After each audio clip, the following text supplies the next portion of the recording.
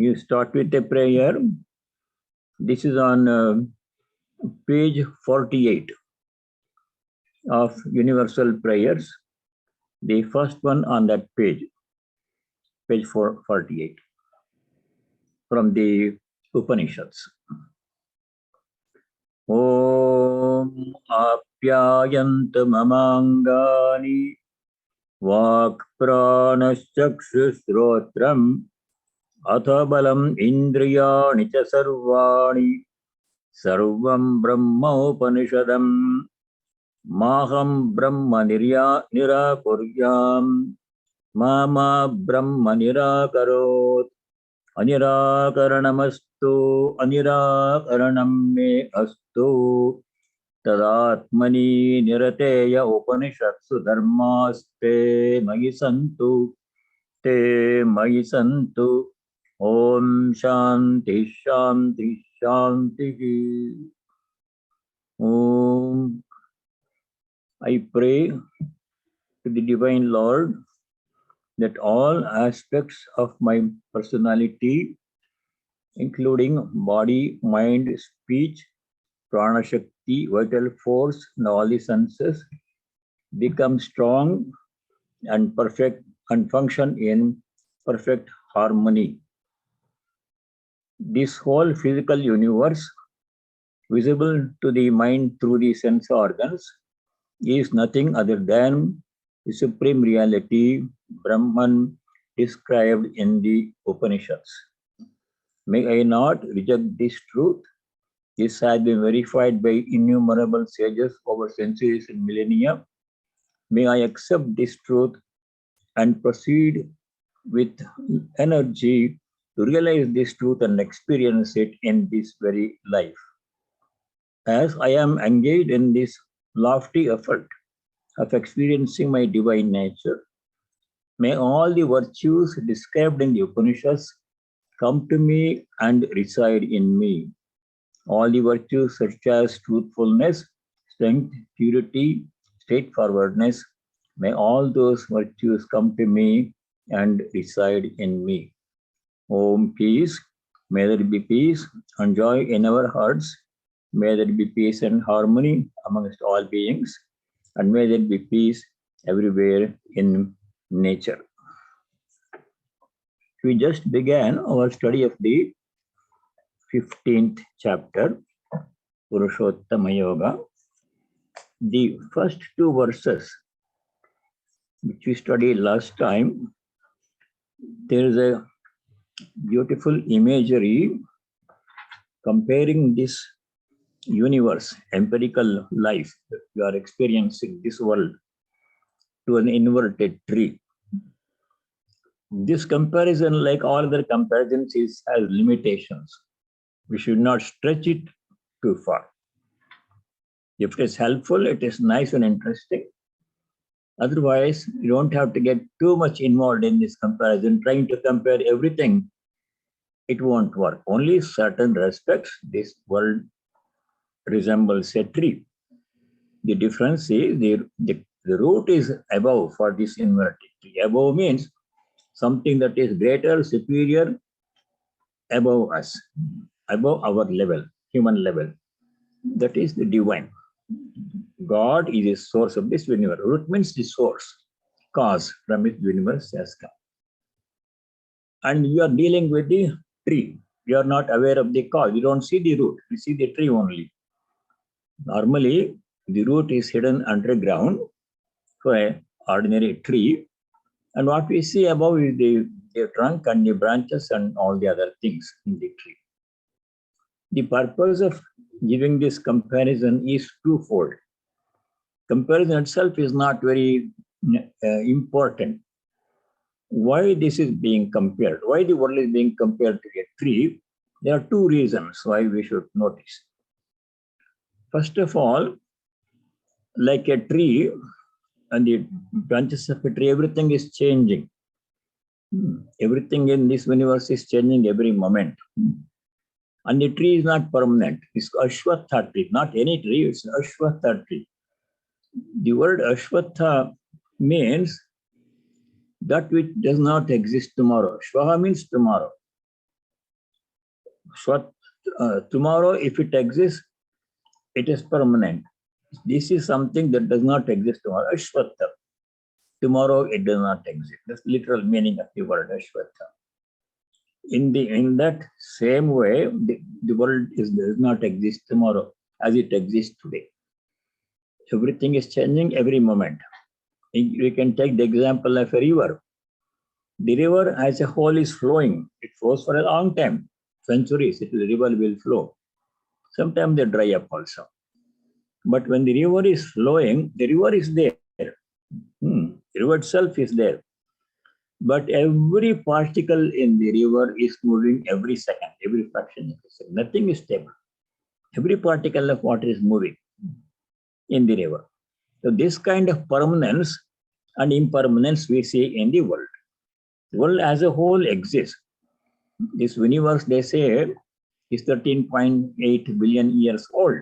That's the estimation of scientists.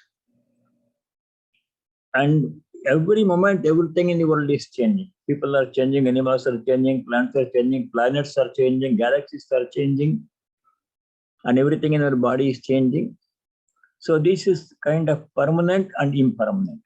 Permanent as a whole, world is there, but all of us are temporary. The components, the people, animals, plants, things, buildings, these things are temporary. They are all changing. This kind of permanence is called pravaha nityatvam. You don't have to know this technical phrase. Pravaha nityatvam. Pravaha means the current, flow of current, river. Nitya. River as a whole is there, but everything in the river is changing. The world as a whole is there, but everything in the world is changing. So that is one thing. Nothing is permanent, nothing is stable. If something is today, tomorrow it is not there, and it changes in between, then we cannot depend upon it. We can't count upon it. All things, our bodies, our mind, our possessions, our property, our fame, name, health, beauty, family, everything is changing. And one day they will go away. So we cannot depend upon them. One reason why the comparison is given is everything is temporary. Everything is changing. So we should not become attached to anything. One reason. Second reason why the world is compared to a tree is the tree itself is a visible part, but the invisible part is the root. Root is the most important thing. Without the root, the tree cannot exist. In the case of this world, the root is Brahman, Parabrahman, Paramatma. He is the cause. In the Upanishad, it is not he or she, it is it. Brahman is the cause. Source, cause means source. That remains constant, invisible. What you are seeing is the product, effect or product. Karya, that is Karana. Karya means visible product or effect. Karana means invisible cause or source. So what we should do with this comparison is we should transfer our attention from the world to the source, Brahman. We become so much entangled and spend all our lifetime engaged in the world. Instead of that, we should reduce our connection with the world, entanglement with the world, and increase our attention to Brahman, the soul. That is permanent, that is eternal, that is infinite. World is changing, imperfect. That transfer of attention from the creation to the creator. That's the purpose why this comparison is given. That kind of transfer of attention is called Karya Karana Drishti. Drishti means vision. Transferring our vision, our attention from the Karya, from the world, which is unchanging, eternal, not dependable. The Karana, which is the cause, which is Brahman or God. Devotees call it God, Jnanis call it Brahman. So that transfer has to be done. This is not permanent, not dependable, the world we are living in. Our bodies come and go. What remains permanent, eternal, unchanging, infinite is God and Brahman. That is our main interest. To shift our attention from the creation to the creator is the reason why this comparison is given too.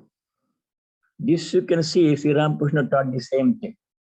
He gave an example. If somebody goes to a rich man's house, Jadu Malik or somebody who has a big garden house and property. An ordinary person is interested in the property, how much, how many rooms this mansion has, and how many servants are working, how much money that man has, and how big a garden he has. All these things the ordinary visitor is interested. So he's awestruck by this property, huge property, mansion. But it takes a rare person to know that property, all these things are not the main thing. The person behind them who owns them is the main person. We should know him. If you know Jadu Malik, the owner of the big mansion and the property, then we can know everything about the property. He himself will tell. Instead of that, we waste our time knowing the garden. How many trees are there, and how much this property is worth, and how many floors are there, how many rooms are there, how many servants are working, how many cooks are there, how many drivers are there. Not interesting, not important. That's what people try to know. So much entanglement and engrossed in this world. Everything is interesting, everything is fascinating. You want to know what's happening in other countries, what is happening here and there, shopping and entertainment and football and you name it. So many things are attracting our attention: food, clothing, job, children, property, family. All these things are changing, they go away, not dependable. Instead of that, we should be looking at the creator who created all these things. He is permanent, eternal, and he is our true nature. That to make that transfer of attention is the main reason why this comparison is needed. So these two things. Other than that, details of comparison are not important. Now we go to sloka number 3. Sloka number 1, 2, we didn't? Oh, then I thought we had done 2 slokas. All right, first sloka.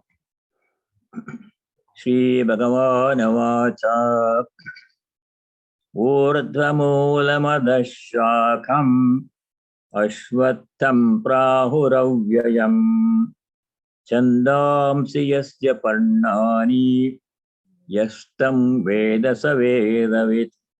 Comparison of the world to a tree. The tree is Urdhvamulam. Mula means root, cause. It is above, unlike an ordinary tree where the root is below. This world tree is caught above. Above means superior to us, higher up, more powerful, supreme. God is the source of this world, source of this world, is the root of this world. Urdhvamulam adashakam. Shakha means the branches. It is below. What we are seeing are the branches and trees and leaves and the birds and bees and squirrels and butterflies. This all are very interesting. Everything is fascinating. You are engrossed in looking at this. You forget the root. That's the main cause. Urdhvamulamadasyakam ashwatham. Ashwatha means the ashwatha tree. It is called a fig tree or a people tree. Ashwatha tree is very sacred in Indian religious culture. People worship the ashwatha tree. Every day in the morning they go around it. Sometimes they do 108 pradakshina, parikrama. Very sacred. You see the divine presence in the ashwatha tree.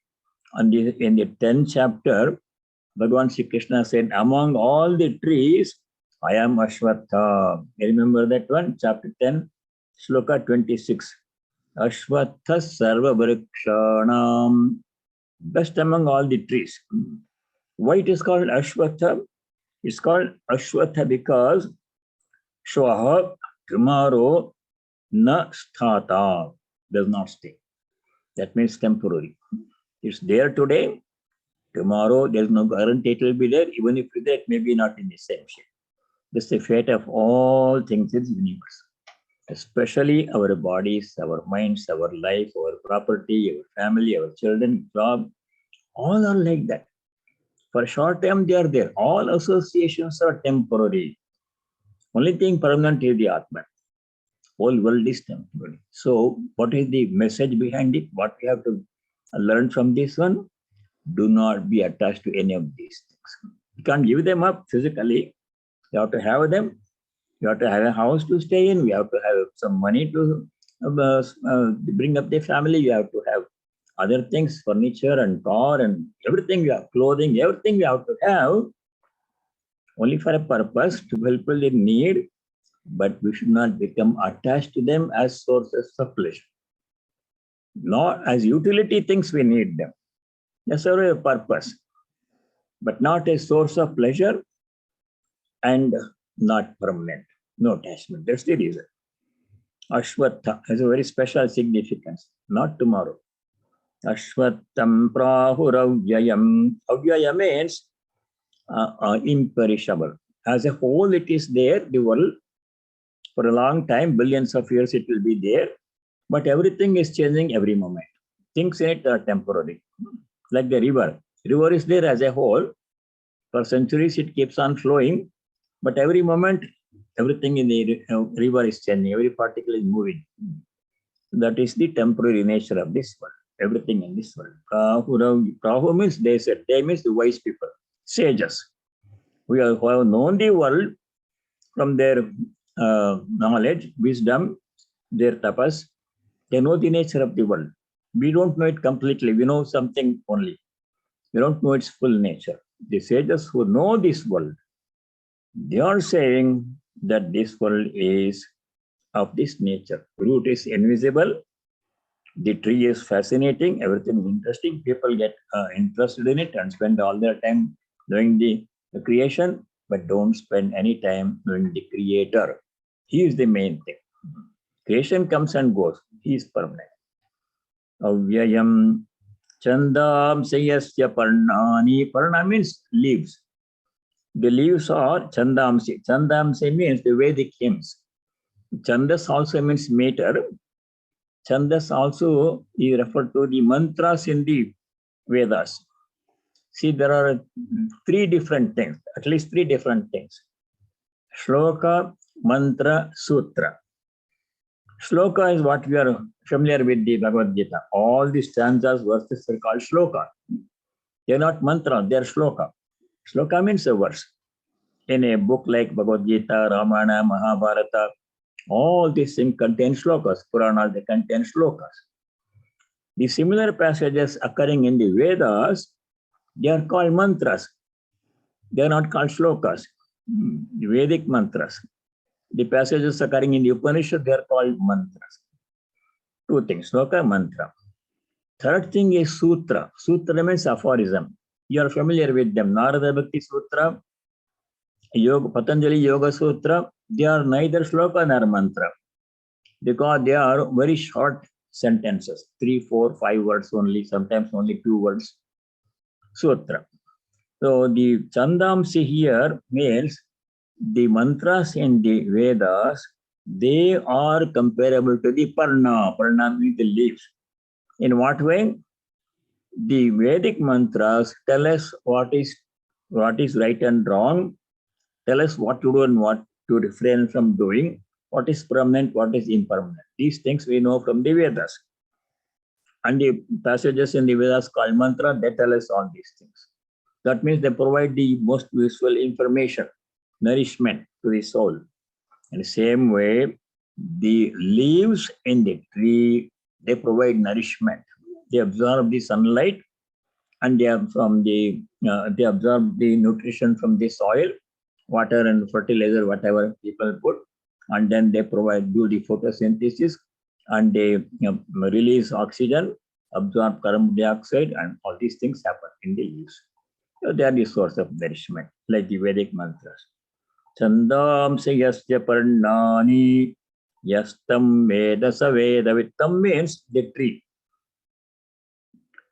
He yaha tam veda. He or she who knows this nature of this world, being temporary, not being there all the time, changing all the time, the nature of the world, a person who knows this world in its true nature, saha vedavid, he knows the essence of the Vedas.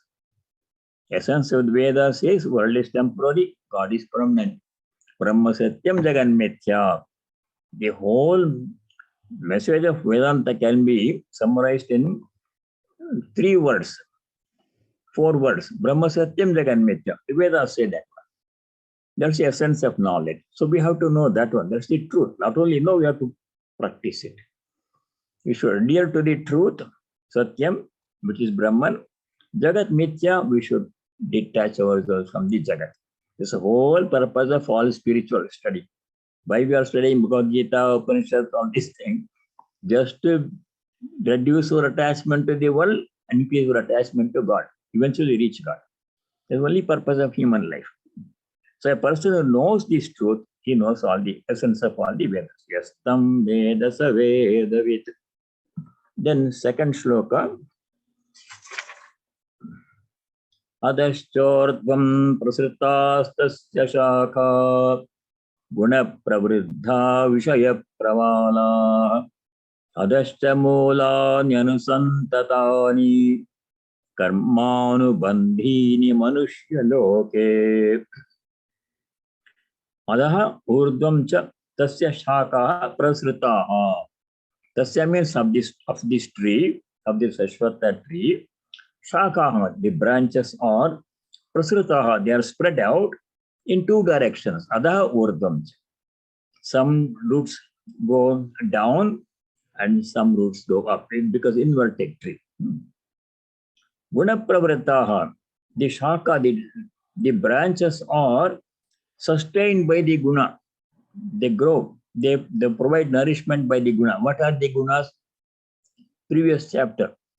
Remember, 14th chapter, whole thing was about 3 gunas, sattva, rajas, and tamas. They are the components of Prakriti. And all the things in this universe described in the Vedas are all affected by the 3 gunas. That you know from earlier studies. In the 2nd chapter, Shloka 45, Bhagavan Sri Krishna said, everything that is described in the Vedas, that means everything in creation, is affected, qualified by the 3 gunas. Traigunya Vishaya Veda 245. So what we have to do as human beings is Traigunya Bhavarjuna. All that we studied in the 2nd chapter and 14th chapter. How to become free from the 3 gunas, why to become free from the 3 gunas, how to recognize a person who is a Trigunatika. All that studied in the 14th chapter.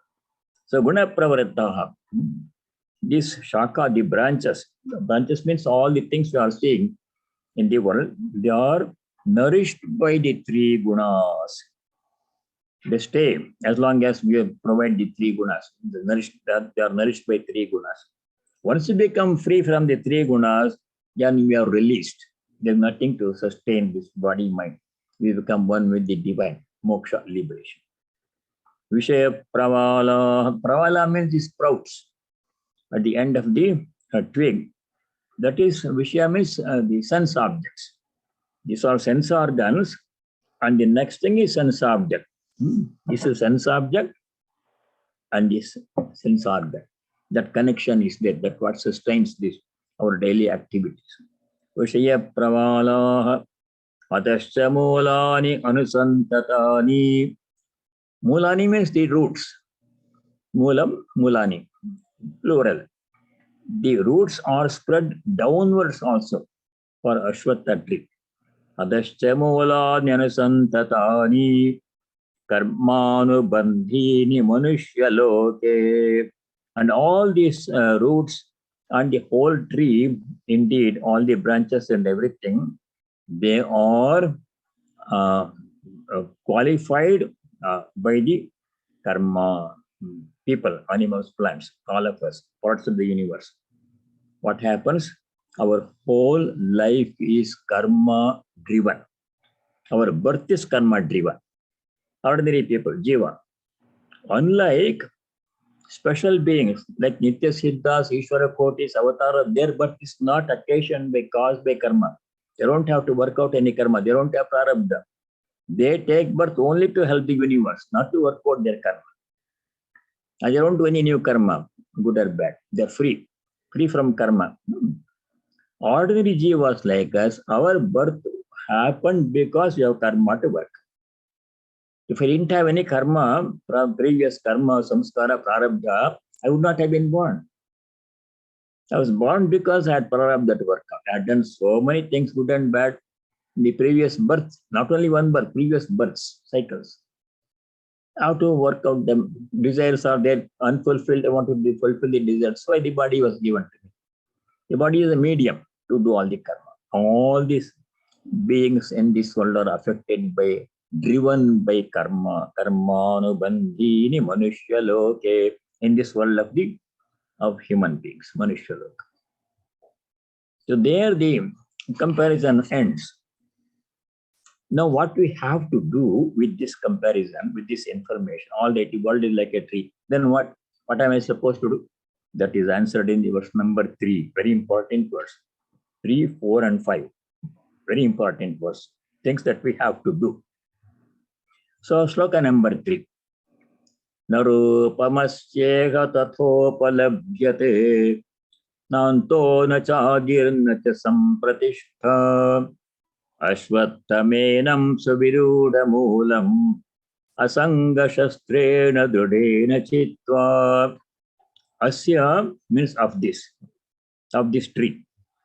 Asya vrikshasya rupam na upalabhyate. Rupa means the form, the physical form of this universe. No upalabhyate, cannot be known. Why? Because of its vastness. Astronomers are every day coming up with new information. With the new James Webb telescope they launched 1 million miles away from the Earth, it is collecting information about the planets and the galaxy that were there billions of years ago. They are going into the past actually. What you are seeing from the telescope today is what was there a billion years ago, because light takes a billion years to reach our Earth. It is so far away, so vast. Traveling at the speed of light, if it takes a million years or a billion years, you can imagine the distance. Mind-boggling. You can't even get a mental picture of the vastness of the universe. Very difficult. So how can you understand the limit? Are they still there a billion years before they were there? Are they still there now? What you are saying? Are they changed or moved away or just went into some black hole? We have no idea. What is happening there now? We have no idea. What you are seeing is what was there a long time ago. So we can't figure out this universe. Even in the physical sense, we can't figure out. Although scientists are trying to figure out the vast expanse of the universe, its nature, what chemicals are there, they say that Pluto may have something that may support life.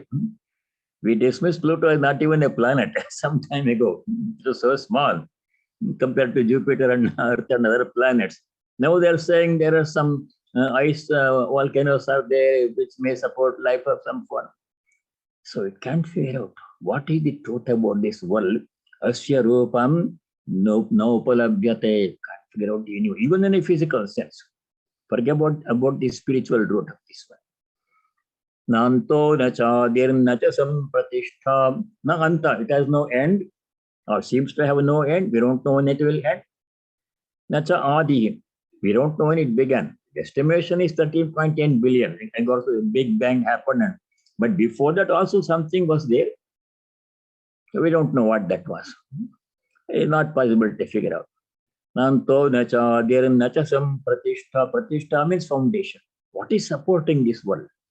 This whole universe, even if you take our solar system, a small, very small part of the universe, speck in the universe, solar system. And we are thinking we are very big people. We are nothing in this in this universe. We are not even a speck or a dot.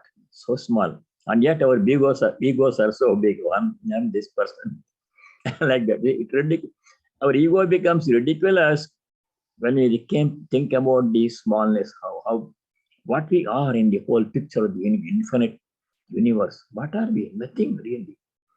And still mind think, oh, I'm the great person. I have this, I know this one, I'm powerful, I am big.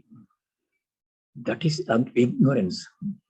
So nachasam pratishtha, with foundation, what is supporting this universe. Even if you take a cell in the human body, so many things are happening in this cell. You can't even see it with the naked eye without microscope, electron microscope, not even light microscope. So I have a friend He was a professor of cell biology in a university here.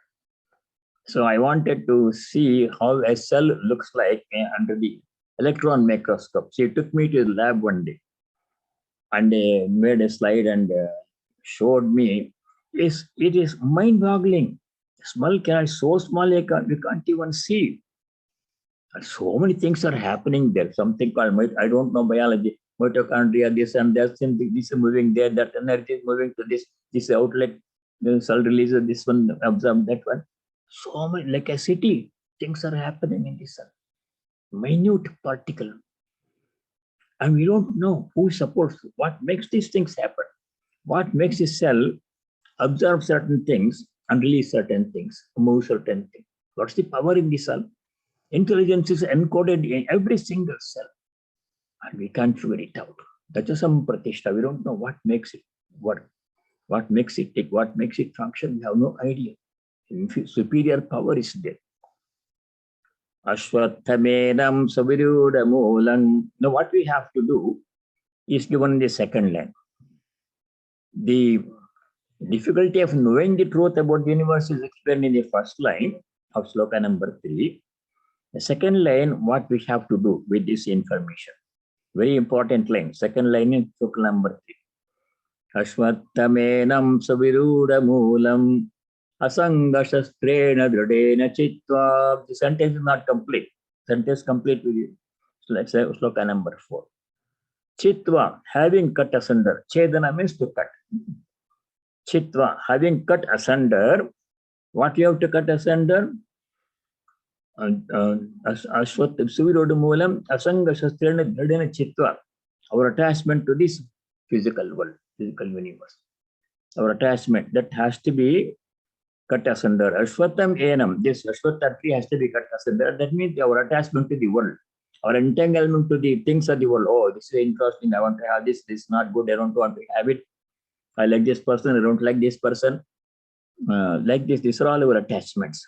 That is very temporary and not the real thing. You have to cut asunder that one. Our connection or mental attachment to this world. Not in a physical sense, because we need things.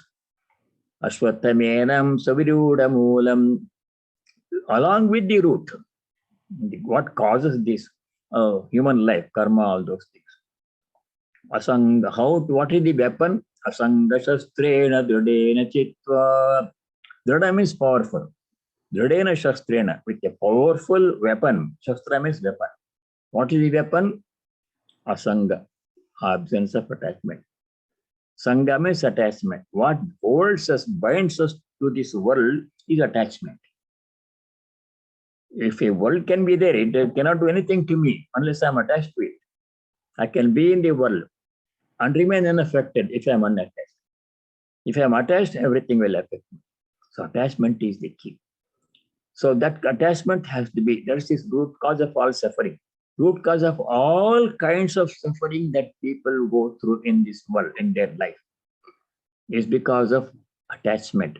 Attachment is because of ignorance of our true nature. Vedanta says, inherently, we are all divine. Swamiji said, each soul is potentially divine. Very important statement. That divinity is within us, each one of us, no exception. Without any exception, every being, human or non-human being, the same divine is present. That's what Gita has been saying many times. Comes in this chapter also, 15:15. 15th verse, 15th chapter. Easy to remember. There Bhagavan Sri Krishna says, in very simple term, Sarvasya Chaham Hridisannivishtaha. Cannot be anything simpler than this. There Bhagavan says, Sarvasya Hridi. Hridi means Hridaya, in the heart. In the hearts of all beings, without exception, Aham Sannivishtaha, I am present, is sitting there. In every one of us. But we are not aware of his presence. Theoretically, we read in the book, God is present within us all. That we all know. We nod our heads, but do we feel his presence? Do we experience God's presence? Do we experience our divine nature? No, we are only experiencing the body and the mind, which are limited and perishable, and we become attached to it, and a lot of problems. So, Ashanga Swastirna Dridena Shastrina Chitva, cutting asunder our attachment to this world using the weapon of detachment, Asanga Shastra. What is the Asanga Shastra is explained in the commentary by Shankara. What is detachment is explained in the commentary says, Suvirodam Valam Sushtu Virudhani, Viroham Betani Studani. Asanga Shastrena, Asangaha Putra Vitta Lokaishana Bhyaha. Three kinds of desires are there. Aishana means desire. From the Brihadaranyaka Upanishad, Shankaracharya is taking this idea. Three kinds of attachment we have. Powerful. Lot of other things, but among them three major. What are they?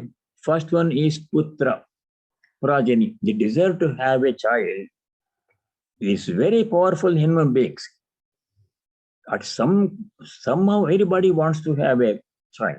Desire to be a parent, to bring up a child, because it gives so much pleasure to see a baby being born and see it grow up day by day, day by day. Every week you take the weight of baby is going taller and heavier, bigger, and when it moves about, it plays and it cries and you take care of it. It gives so much joy to the people. It's true. Otherwise, billions of people would not be doing that. It's true. It gives happiness. But that kind of happiness coming from a child, let us see what are the other two things. Putra, Vitta. Vitta means money. Money or anything, that property that we can buy, we can have. House, furniture, car, all those things.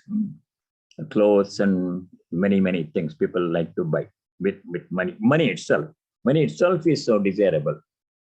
People go mad doing all kinds of crazy things to make more money. Money is necessary. Swamiji says in the Karma Yoga lectures, money is necessary. We have to have money. Otherwise, how can we pay the bills and buy food and other necessities? But that money is not a source of pleasure. It's a necessity. We have to have. Swamiji clearly says in the Karma Yoga lecture, a householder who does not make enough money to maintain the family is being immoral. These are his words. If a householder does not make money, go to a job every day, go to work every day, and bring salary, he's not doing his duty. He's being immoral. At the same time, if a monk tries to make money, he's being immoral. Opposite things. Same thing. For one, it is thing to be done. For the other, it is thing not to be done. So for a householder, making money is very important. One of his prime duties, support the family. Otherwise, how can we live? How can we help other people if we don't have money? So Swamiji says, money is not bad in good hands, he said. Money is a powerful tool. It can be used for good purpose. It can be used for bad purpose too. It can be made in dharmic way. It can be made in adharmic way. So a true human being must make enough money, householder must make enough money through dharmic means, not by cheating or stealing other immoral means.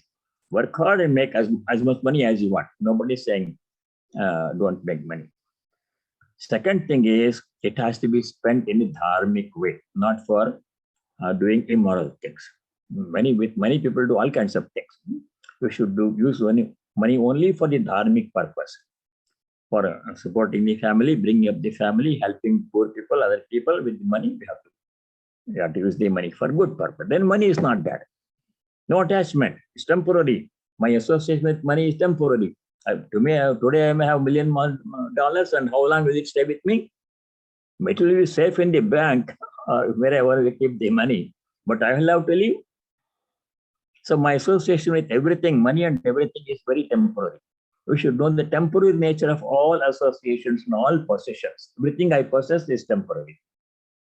Then I am not attached to that one.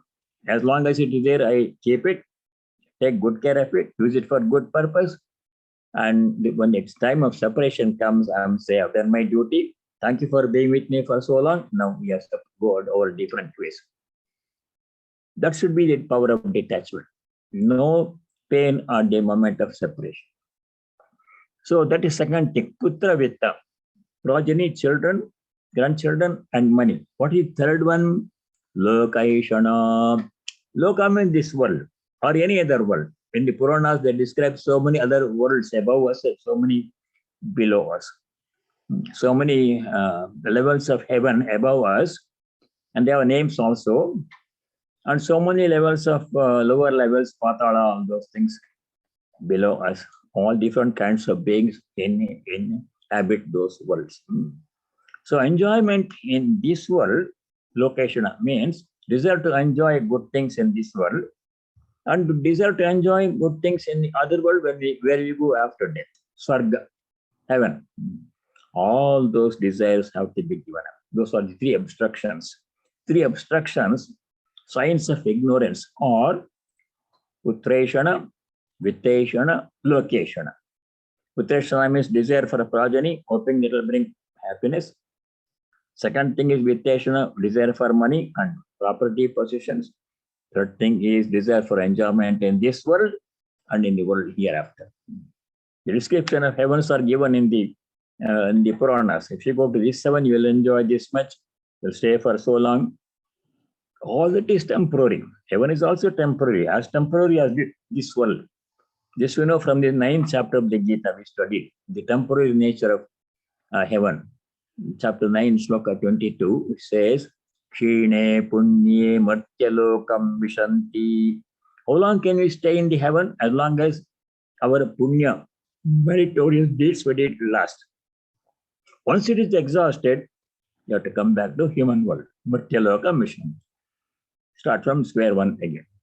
So that's not to be desired. These three attachments, the three desires, desire for a progeny, desire for a property, desire for worldly enjoyment, these are the attachment that we have to cut asunder. That is the detachment we have to practice. Then what we have to do? First thing is to cut asunder all the, give up all attachment. Attachment to property, attachment to family, attachment to enjoyment. Three things we have to give up in this world. First step does not complete. Second step is explained in the 4th verse. Sentence is complete in the 4th verse. What we have to do? Two things we have to do. There, Bhagavan says, Tata padam tat parimorjitavyam yasmin gata nanivartanti bhuyah tameva chadyam purusham prapadye yata pravritti prasrta purani. Tata, then, after cutting asunder our attachment to this world, its enjoyments, progeny, property, etc., we may have them, but we should not be attached. Then tata, then second step what we have to do is tat padam parimargitavyam. Padam means the goal or status, supreme status. That is, what is the goal of human life, destination of human life? Not Swarga, but God or Atman. Our true nature is Atman. Tattvamasi Aham Brahmasmi Upanishad says.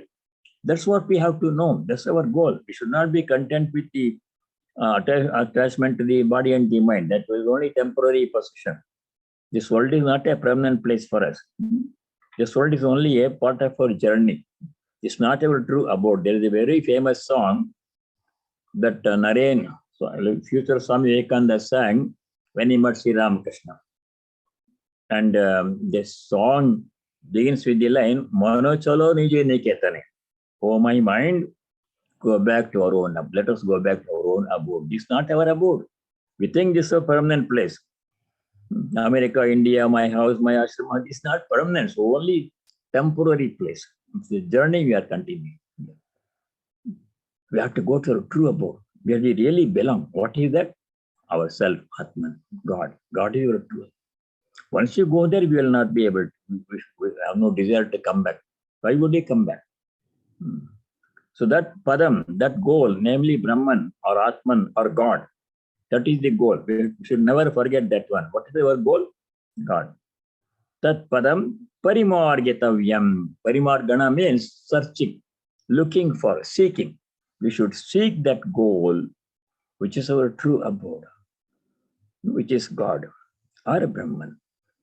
Tatah padam tat parimargitavyam yasmin gata nanivartanti bhuyaha. Once having reached there, our true abode, which is God or Brahman, Jnanis call it Brahman, devotees call it God. Once we reach there, then no coming back to the world of ignorance again. Bhuyaha means again, nanivartante, they will not, nanivartanti, they will not come back. Why would we?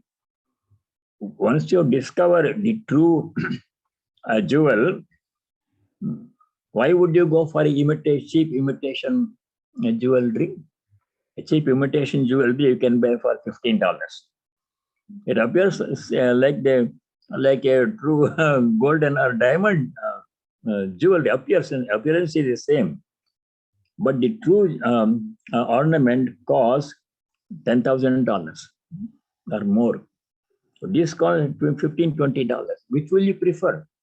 If you don't know the true jewelry, this appears real, appears same, attractive, fascinating. But once you get hold of the true jewelry, real one, then if somebody offers this to you, would you like it? No. No, thank you. I prefer this the real one, original one, not the fake imitation jewel. The world is like that. Compared to the joy of the self, Atmananda, the Vishyananda that we get in the world is nothing. It's really not happiness at all. It appears to be. In the Taittiriya Upanishad, there is a nice description of how indescribably large is the true happiness that comes from God, from the Atmananda, compared to the peanuts, pittance that this world has to offer. Once you see that one, experience that one, this appears completely tasteless. We don't want to come back to this one. This appears fascinating because we don't know anything better. This thing is the greatest thing.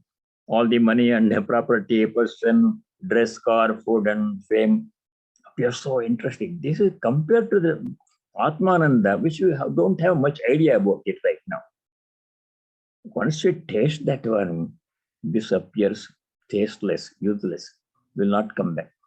Yasmin gata nanivartanti bhoya, will not come back to the world of ignorance.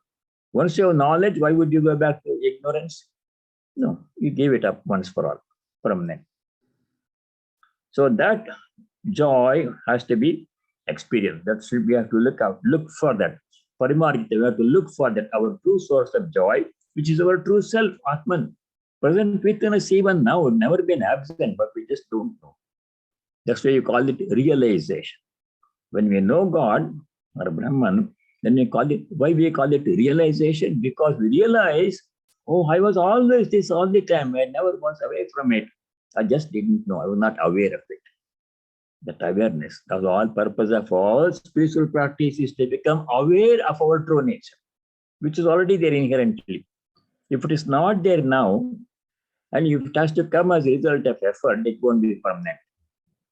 If God realization or Atma Sakshatkara is something is absent now, if it is absent and has to be gained by effort, then it is temporary. Anything that comes as a result of effort is going to be finite. One day it will end, because all effort is only finite. It is inherent. Inherent means it cannot be lost. We are just not aware of it. That's all. It's already there. That's what Vedanta says. So that has to be looked for. Sir, you have to seek that one. Knowledge of the self, which is within. Tatah padam tat parimargitavyam yasmin gata nanivartanti bhuyaha. Once we reach there, will not come back to the domain of ignorance again. Tameva chadyam purusham prapadye. Prapadye means I take refuge in that Purusha. Adyam Purusham, primordial being, God. Purushottama is called in this chapter. Adyam means beginning, primordial, beginningless. Always been there. World was not Adya. It came into existence at a certain time. It will probably not be there all the time. It will go away. In galaxies we see, they form and they disintegrate. Maybe billions of years they will live, they will remain, but they are beginning and end. What to speak about small things like this? very short span of life. Tameva Adyam Purusham Prapadye. I take refuge in Supreme Purusha. Adyam Purusha, primordial being, God, Paramatman, Purushottama. I take refuge in Prapadye. Yataha, from whom Purani Pravrittihi Prasrita. This whole ancient creation has emanated. Prakriti means creation here, the whole nature. Prakriti means nature. It has come from the Lord. It is sustained by Him, and it will go back and merge back into Him. But He is permanent. The cause is permanent, source is permanent, unchanging, eternal. The effect, which is the world, it is temporary, comes and goes and changes in between. So what we have to do? We have to reduce as much as possible gradually our attachment, entanglement with this world, which is undependable. Gradually seek that supreme reality, supreme Purusha, which is within us inherently. That is permanent. Once you go there, we will not come back to domain of ignorance again. This idea has come before in the 8th chapter. There is a verse, almost same words are there. In chapter 8, Shloka 21, second line. Yam prapya nanivartante tadhama paramam mama. Same thing. 8:21. Let me see. What is Shloka? 9:25. 21. Yeah. Avyaktoksara ityuktastamahu paramam gatim yam prapya nanivartante tadhama paramam mama. Having reached me, the Lord, you will not come back to this temporary world of illusion, undependable world. So that is the goal which we have to seek. And then two things we have to do. First thing, Shloka number 3, second line. Cut asunder our attachment to this world, which is temporary, independable, always changing, cannot give true happiness. Second thing, we have to seek the truth. Tameva Sadyam Purusham Prapadye. We have to look for that supreme reality, supreme goal, Paramam, Paramagati, Padam, Tat Padam, from which there is no return. Yasmin Gata Nanivartanti. Two things are the goal of life. Detachment from the world, seeking God, which is within us. That is how the goal of life is presented here in these two slokas 3 and 4. Now, to do this one, these are difficult tasks. Give up the world, attachment to the world is not easy. From the moment of birth, we are attached to this world, my body, like that one. And to gain knowledge of God, experiencing God is also difficult. What are the qualifications required to do these two things? 5 or 6 things we have to have. We have to practice. What are they? They are all in one sloka, in sloka number 5. You do sloka number 5 and stop there. The sloka number 5 describes what are the qualities, qualifications required to give up attachment to the world and to seek God, experience God. In this life, we have to try to do this one. We don't know about future life, this life. Nirmana mohajita sangha dosha adhyatmanitya vinivratta kama dvandvaya vimukta sukhadukka samjnai gacchantya paramavyayam padamavyayam tat. These are the things. Amudaha, you see word amuda in the second line. Muda means a unintelligent person. Mugdha does not know the truth, cannot tell right from wrong. Muda. Muda means a foolish person in ordinary language. Amudaha, uninformed people, uneducated people. Educated means not in the academic sense, but in Vedantic sense. Amudaha, tat padam avyayam gacchanti. Amuda means intelligent, wise people. Those wise people have wisdom, they gacchanti, they go to Tat avyayam padam, that imperishable state of reality, God. Padam means Brahman here. Those who have wisdom. And what is the sign of wisdom? What are the qualities we have to know God? They are in the remaining part of the sloka number 5. Nirmana moha. They all came before earlier. Nothing is new, new here, really. All has come. Nirmana moha. Where did you study about amanitvam, adambitvam, ahimsa, kshantirarthivam? Chapter 13, sloka number 7, 8, 9, 10, 11.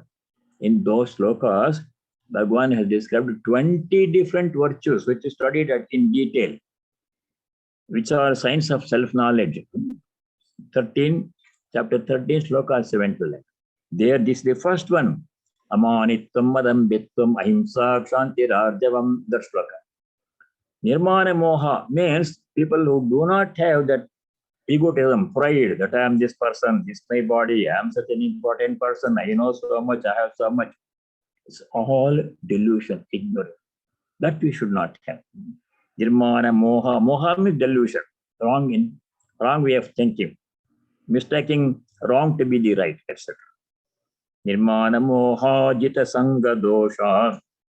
Sangha means attachment. Whole Gita is full of one topic only, attachment. Give it up, you are free. Have it, you are bound.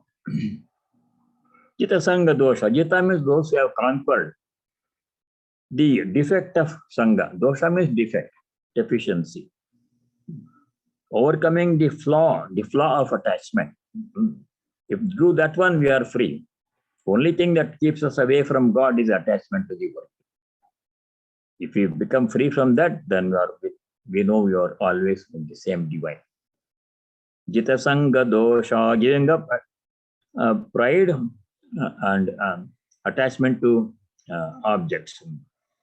Sangha, attachment, the defect of attachment, flaw of attachment, giving up. Adhyatmanitya, third quality. Adhyatma means the divine presence within us. Adi means within. Atman is there always been there, never absent. Only we are not aware of it. That is all. The problem is becoming aware of it, realizing, experiencing it. Adhyatma nitya. Nitya means always engaged in contemplating the divine presence within us, instead of wasting our time, precious little time, in thinking about worldly matters. Most of the time, lot of time is spent in worldly matters: food, clothing, and dress, work and job and money, family, children, entertainment, movie, sports, etc. So much time, precious time. Time is very precious. This is a non-renewable resource. You can't renew time. Once the moment is gone, it is gone forever. Pratyayanti gata punarna divasaha kalo jagat bhakshaka Shankaracharya saying. Kataha divasa, those days which have gone, not only days, every moment, every hour gone is gone forever. One-way traffic will never come back. 3rd April 2022, 3 o'clock will not come back again. 3 p.m. will come tomorrow. That's 4th April, next day. This moment has gone forever, never come back. Very precious, to catch hold of it. Should not let any moment go without thinking about God, our true self. Adhyatmanitya, ever engaged in thinking about the divine, practicing the presence of God every moment of our lives, not let even one moment go in waste. Narada says in the Bhakti Sutra, Kshanardamapi vyartham na nayet. Kshanardam means half a moment. Vyartham means futility. Nanayat. We should not waste even half a moment because it's precious. It's gone, it is gone forever. Never come, you will never become young again. Once you become old, you become older and older, never become younger and younger. Despite all the advertisement, anti-aging medicines and everything, they don't do anything. Waste of money. There are some people make money out of those things. Adhyatma nitya vinivratta kama. Kama means all kinds of desires. 3 kinds of desires you have seen before in the previous sloka. What are they? Putreshana, Vitteshana, Lokeshana. Desire for a progeny, desire for money and wealth, and desire for worldly enjoyment. These three things are major desires. So many desires are there. There are different ways of the same desire expresses itself in numerous different ways. Vinivritta Kama, those who have become free from all the worldly desires, different kinds of Kama desires. Fourth one. Fifth one is Dvandvaihi Vimuktaha. Dvandva means pairs of opposite. Happiness and happiness, pain, pleasure, praise, blame, profit and loss. This we are stuck in this one. We go this way, that way, moving like a pendulum bob, one this end, one this other extremity. Not staying calm in the middle. Dvandva, being pulled in different direction. Vimukta, free from the pairs of opposites. What are the pairs of opposites? Sukha dukkha samjnai dvandvai. Sukha dukkha. These are the pairs of opposites. Some you want to be sometimes very happy, things are going well, very happy. Sometimes we are very unhappy. Dukkha, things are not going well, something bad happens. We are stuck in this gyration from this end to that end, from that end to this. That we should stop. We should remain. That world go, whatever do we do, let things happen. We can't change the world. We can't change good and bad. They will come and go. But I remain unaffected. It is self, our mind that should remain calm. That we have seen throughout the Gita. Equanimity, practice of equanimity under all circumstances. Can you remember one shloka where we did equanimity? Some of you did an exercise, all the shlokas. Chapter 12. How about 520? Na prahrishyet priyam prapya. So many are there in the Gita. You know that one. You know them. Na prahrishyet priyam prapya. Priyam means pleasant. Something agreeable. We should not become too much exalted, elated, because that is temporary. Apriyam prapya na udvijayet.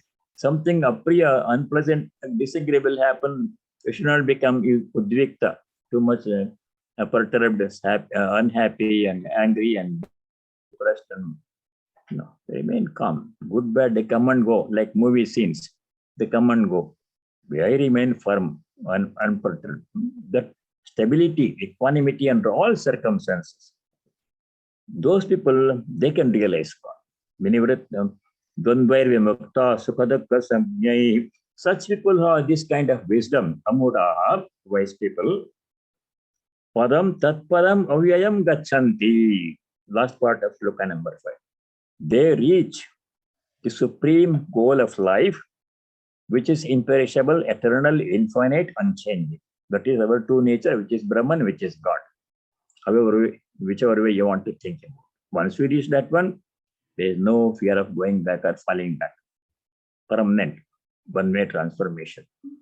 That's the goal of life. So how to do that one? How to reach that goal? And all those things we have been studying in all the chapters. Gita is full of that instructions. Second chapter, we were told to practice the qualities of Sthita Prajna. And then in the 13th chapter, we were told that 20 disciplines, 7 to 11 shlokas. In 14th chapter, we studied how to become free from the 3 gunas, lingans, in gunana etana chitta bhavati prabho. That one, qualities of the Trigunatita. Now, in other chapters, 12th chapter, we studied how to become practice pure devotion to God. So many things, full of instructions. Any one of them is enough. We don't have to do all of these things. Whatever suits us, whatever convenient, we have to do and reach the goal. Once we reach the goal, we are safe. No fear of coming back or falling back into the domain of ignorance. That's the beauty of Vedanta. So let us stop here. We'll continue with the shloka number 6 onwards next time. Om sarve bhavantu sukhinah, sarve santu niramayah, sarve bhadrani pashyantu, ma kaschid dukkha bhag bhavet. Om shanti shanti shanti. Radha Swamiji, just a quick question. Somewhere I heard the true purpose of marriage and the true spiritual purpose of kids is to elevate ourselves spiritually. Is that true? And if it is true, how can we bind or bridge these two things? Like we were talking about three kinds of attachments today, right? The kids, and Yeah. then the money and the different lokas. So if the first part is true, that the true purpose of marriage and kids is actually our spiritual elevation towards God, how can we bridge that and also be detached? And is, I mean, first of all, is that true that the true purpose of marriage and kids is to actually elevate ourselves to, higher towards God? How would we do that if that is true? That is, if you can just elaborate a little bit on that. It's a good question. How to practice detachment from the things which you have from birth or even before birth. The three main attachments are the Shankara said, as Shankara said in the comment, is from Brihadaranyaka Upanishad. Putreshana, Vityeshana, Lokeshana.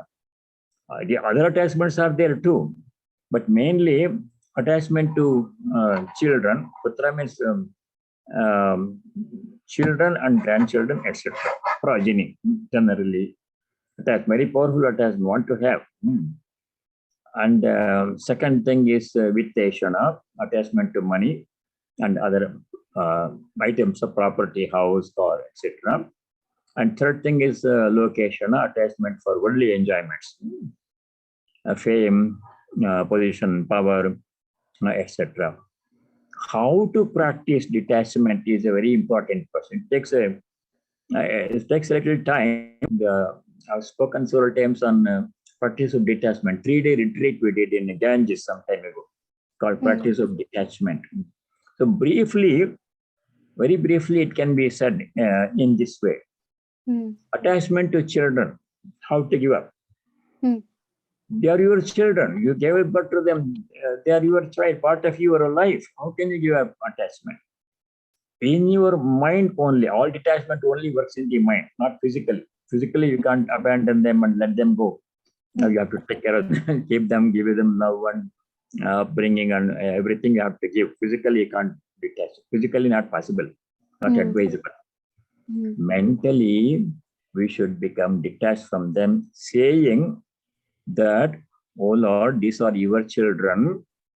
You have given them to me to take care of them for some time as I wanted them. Nothing comes except as I wanted. If I didn't want children, I would not have children. They came to me because I wanted. You have given these things to me as your gift to be taken care of by me for some time. Not for my association with children is not permanent. Separation will come. They will grow up and also high school, they will leave the house. And after college, then they marry and they live their own lives, and you will be only occasionally talking to them on the phone. Attachment physically. But inward attachment. They are God's children. I'm a babysitter. You take the example of a housemaid working for a rich man's home in the family as a domestic aid. She refers to her master's children or her children. My Rama, my Hari, she says. Remember that one from the gospel? She refers to them as my Rama, my Hari, but she knows they are not her children. They are somebody else. My duty is to take care of them. She takes care of them as if they were her own children. Prepares them for school and packs breakfast and lunch and washes their clothes and takes them to school and brings them back, and everything she does as if they are her own children. But she knows inwardly that they are not her children. Still, that does not mean anything. She takes good care of them. One way.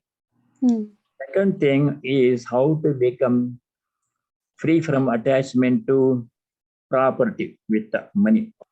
You can have as much money as you want, as Swamiji said. But seeing in your mind, you think this is not mine, it is his. Not mine, but thine, O Lord. God has given me this property, this much money to be spent for his service. Serving the Lord in all the ways, every way. Any poor man comes to give a meal to him, hungry man, you're serving the Lord in him. All service are meant to reach the divine God in that person. So using that money for serving other people, including your family members, husband or wife or children, parents, dependents, etc., seeing God in them, money is to be used for that purpose, not my money. I can say my money, it's in my name in the bank, but not me. How I practice in my own humble way. I gave this example before. It may look funny, but I have a room in this beautiful Vedanta Center. Many of you have not seen, some of you have seen. Most beautiful temple in the West. Swami Atmagyan just given me a very nice room with windows on 3 sides. Beautiful room. Every day I enter the room, I think, thank God for keeping me in the best place. I never imagined I'll be living in such a beautiful room. But I refer to it as my room. I tell our Brahmachari Kumar, oh Kumar, my Gita book is in the table in my room. Can you please bring it? My room, my book. But when I use the word my room, 100% I know it is not in my room. In my mind, I'm convinced. Not my room. I refer to it as my room in conversation. How else can I refer to it? It's not mine. In the same way, you can possess everything, anything that you want. How much property you want, you can possess, but say, you can say my property, my house, my car, my money. But in your mind, you know none of it belongs to you. God has given me. We'll take it back when the time comes. Until then, I take good care of the room. I stay there, call it my room, not my room. When the time comes for me to leave the room, I will use the room. Thank you for giving me this beautiful room to live in. Now I'm going back to my own abode. This is my permanent. Separation does not cause pain. Third thing is enjoyment of the world, location, pleasures of the world and travel, entertainment, vacation, and all those things that people do. They have to be, first of all, minimized to some extent. You don't have to do everything that the Jones are doing. Keeping up with the Jones is an expression that, if other people go on a week-long vacation every year, I don't have to go on a week-long vacation every year. The neighbors do it. They have a boat. I don't have to have a boat. Right? That minimizing the property possession is very important. Whatever we have to use, we keep them, and they say mine in conversation, but not mine mentally. So that way, inwardly we practice detachment, not physically. You don't have to give up things physically. You can keep as many things as you want, but not too many. That is practice detachment. If this only broad outline, you have to think about it. Detachment is a powerful weapon. So in that way,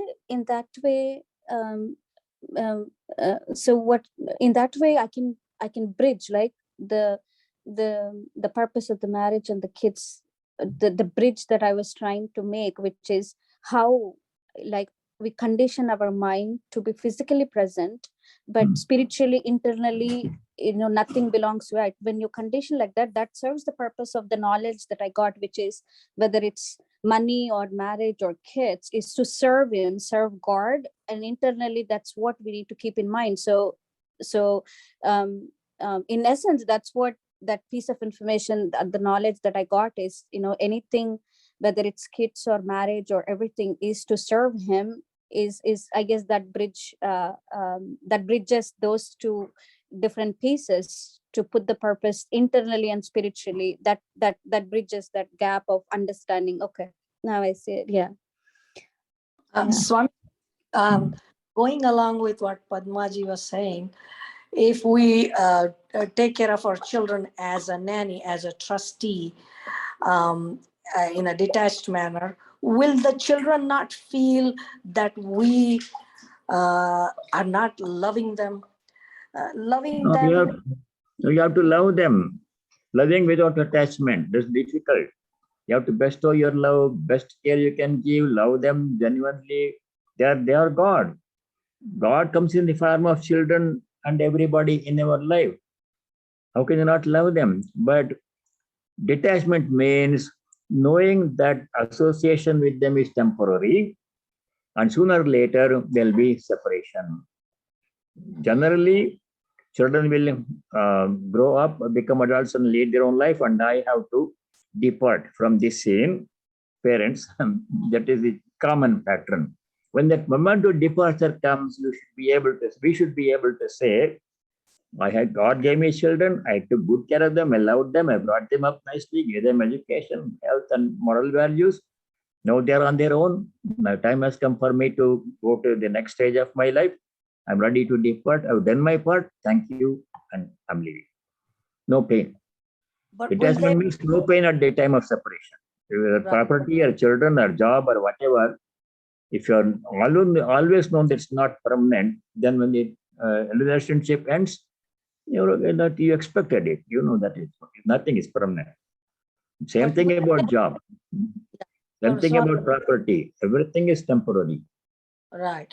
Yeah, I But understand if that. you have a house, that means if you have a house, you should take good care of it. Because the property given to you by the Lord. We needed a house and they gave. So it's his property. How to take his property with very nicely, carefully. Should not let it deteriorate. Because I have to return it to him at some time or other when he asks for it back. House will be there, I have to leave, generally. And somebody else will occupy the house. Say, I call it my house today. Next person will say, refer to the same house as my house. He becomes his house. So the temporary association. Until then, as long as I have it, because it's a gift from God, I have to take very good care of it because it belongs to him. His property entrusted to me. I can't neglect it. So we have to love the children, take good care of them, provide everything. When this time for separation comes, we should be able to say, I've done my part nicely as well as I could. Now I'm ready to go. I've done my part. Thank you for this opportunity to serve them. And I'm leaving. I'm satisfied. I've done my part. Now, Swamiji, I understand that. That is from the adult's perspective, the parents' perspective. What it would be the children's perspective that my parent is taking care of me as a trustee, as a nanny, in a detached manner? Will they feel the love of the parents? That's my question. We should have love for them. They will feel your love. If you love them, they will feel it. Mhm. You don't have to tell them, not your parent, I'm your trustee, I'm your caretaker, not your godchildren. No, you don't have. They're not ready to know that yet. You take good care of them. They are your children. But inwardly, be ready for separation anytime. That inward readiness for separation is the benefit of detachment. Anything, not only children, anything, including the body. Mhm. If the body is a gift to me from God to reach realization, purpose of this body is to reach God. He has given me this precious gift. Most precious gift is human body, human birth. Right. Now, how do I use it? Detachment. I'm not the body, I'm not the mind, but it's a gift given to me by God to do spiritual practice to reach Him. Then one day I'll be separate from the body. When that separation comes, I'm ready to leave. But in the meantime, until that moment comes, I'll take good care of the body, use it for the purpose for which it was given. It's all internal, nothing outside, nothing need be said to anything or anything. Okay, thank you, Swamiji. That makes sense. Yeah, from we'll the- stop here now and continue not next week, but the week after, not the week after, but the week after. Very good. Thank you very much. Thank you.